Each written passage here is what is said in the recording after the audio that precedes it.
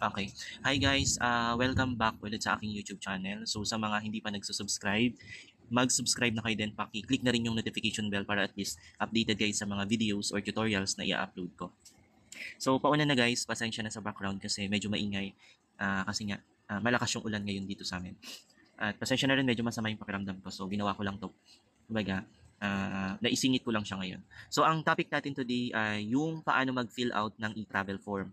So ngayon, ang flight kasi namin is July 23. Ngayon, yung Cebu Pacific ay nagbigay ng reminders or notification, yun nga, na kailangan mag-complete ng mga details, which is naka-include or naka-indicate dun yung e-travel. So, nasa na ba yung email? Ito yun.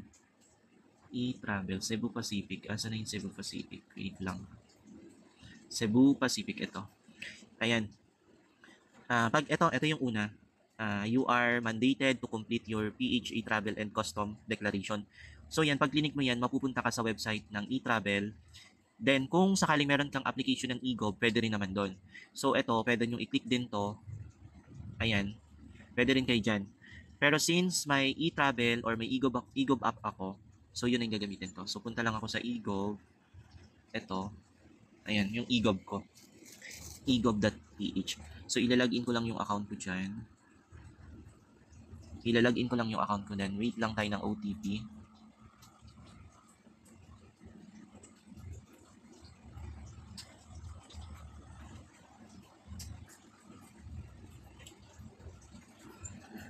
Medyo matagal yung OTP natin. 09. So, tama naman yung number natin. So, bakit kaya ang tagal?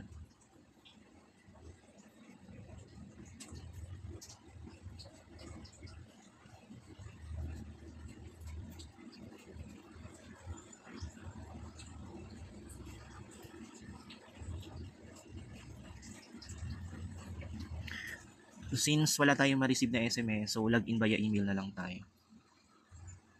Login via email. So, ayun, balik ulit tayo sa email. Ito guys, pwede rin namang via mobile, yung mobile number. So, since medyo matagal nga yung dating, so nag-ano lang ako sa email, ayan. 658-917, 658-917, 658-917. So, ayan, continue lang yung PIN. Since may account na ako dito, kaya, ayun. Tapos punta lang tayo ng eGov. eGov, sorry. E-Travel, ayun, E-Travel. Since, ayun nga, may account na ako dito, so, mostly, kapag wala pa kayong account, ang first step dito, kapag sa mobile application, i-upload nyo yung passport picture nyo and then fill outan nyo tong details na to, passport number, date of expiry, issued date, and then issuing state. So, since meron na ako, i-yes ko lang yan. So, kung may kailangan kayong update passport. So, wala naman ako kailangang i-update. So, yes. Tapos, agree lang. Ayan, new travel declaration. So, since meron akong travel history, so na-incomplete siya. So, parang hindi ko siya na-continue. So, siguro i-continue na lang natin to. View, manage. Ayan, incomplete profile. Ayan, travel document, Philippine passport holder, email ko. Parang pinapa-review lang. Then, ito, Philippine, February 18, 2019. Ayan, nandiyan yung iba kong details. So, national. Nire-review ko lang to guys. Details. So, destination. So, paano ko to ma-edit? So, continue. So, ayan na. Travel details na to ha. Ito na yung sa travel details. So, departure via air. Pipili lang kayo yung purpose of travel nyo. So, meron ditong vacation. Vacation, ayan, vacation. Traveler type. Since aircraft passenger tayo, so yun yung pipiliin natin. Then, yung flight information, ito yung name ng airlines natin. So, since Cebu Pacific kami, Cebu Pacific yan, lalabas naman yan. Tapos, flight number. So, makikita natin ito dito sa ating flight details. Flight number is 5J344. So, 5J344. 5J344. So, yan. Yung origin, so since ang origin is sa Ninoy Aquino Terminal 3. So, ito. Ninoy Aquino International Airport Terminal 3. So, double check ko rin. Terminal 3. Ayan. Ninoy Aquino International Airport Terminal 3. So, yan. Date of departure. Since aalis, ito yung kung kailan kayo aalis ng bansa. So, 23. So, yan. July 23. Tapos ito, kung may connecting flight kayo, check nyo lang yan. Pero kung wala naman, wag nyong i-check yan. So since wala akong connecting flight, hindi ko siya i-tick out o i-check. So yan. Tapos proceed na tayo sa destination. Ito yung, di ba, ano yan, una, origin, tapos destination. So, yung country na pupuntahan natin. So, since papunta tayo ng Taiwan, so Taiwan. Yan, Taiwan. Airport of destination. So, ang airport namin is sa Kaohsiung. Tama ba? Kaohsiung. International Airport. So, tama ba yung spelling ko? Kaohsiung International Airport. So, ang date ng arrival, same lang din kanina. Since aalis kami, darating kami ng Kaohsiung, same date. So, July 23. Then, date of return, since uuwi kami ng Pinas, is 30. So, yun yung ilalagay natin. Itong destination address, so ang pwede nyo ilagay dito is yung address ng inyong hotel.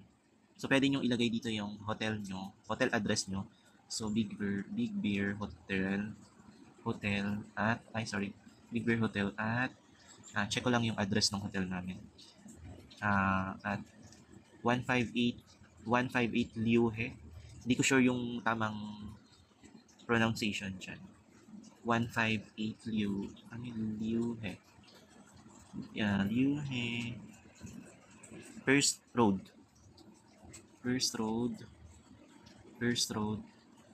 Kaohsiung, Taiwan. Kaohsiung, Taiwan. So yan, ulitin.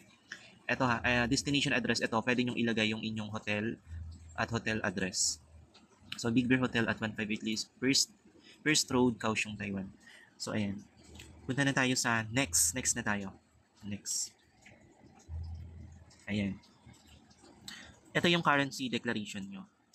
So, kumbaga, ang allowed na kailangan yung dalhin para hindi nyo na kailangan i-declare is yung 50,000 or 10,000 US dollar. So, kung more than dyan, so kailangan nyo nang i-declare yan. So, since less than 50,000 or 10,000 US dollar yung dadalhin namin, so no lang ako. No. So, yan. Wait lang. Since may signature na ako dito, clear ko nga. Pwede nyong iulitin ko lang yung signature ko. Para wait lang.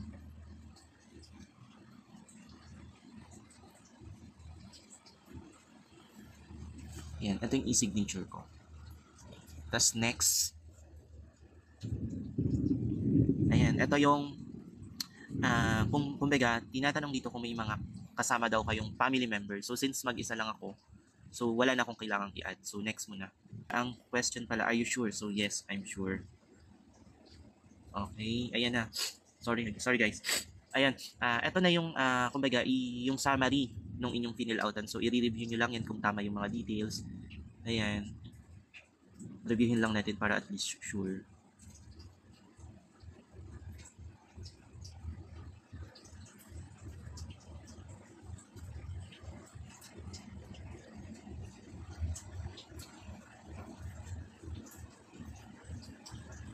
Okay, ayan.